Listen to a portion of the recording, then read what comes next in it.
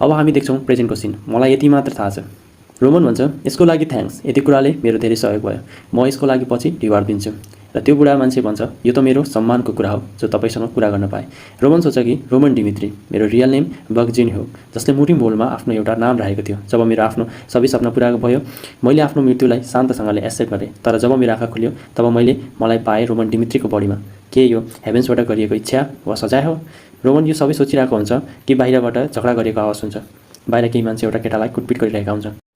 Huns पनि झगडा हेर्न बाहिर आउँछ। जब उसले झगडा हेर्दा एउटा केटाको हातमा एउटा ट्याटु देख्छ र भन्छ, यो ट्याटु त फ्याङ्क्सको हो। त्यतिखेर रोमन पनि त्यहाँ पुग्छ र भन्छ, यो फ्याङ्क्स के हो?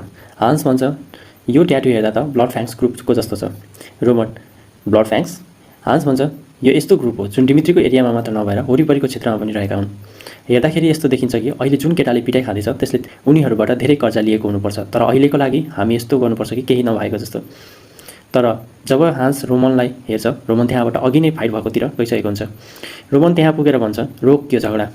त्यही भएको एउटा केटा भन्छ, रोमन डिमित्री त एउटा सामान्य व्यक्ति हो कि तैँले भन्दा हामी यो केटालाई कुट्न रोक्छौँ भनेर? त्यही भएको एउटा केटा भन्छ, रोमन डिमित्री त एउटा सामान्य व्यक्ति हो कि तैँले भन्दा हामी यो केटालाई कुट्न रोक्छौँ भनेर?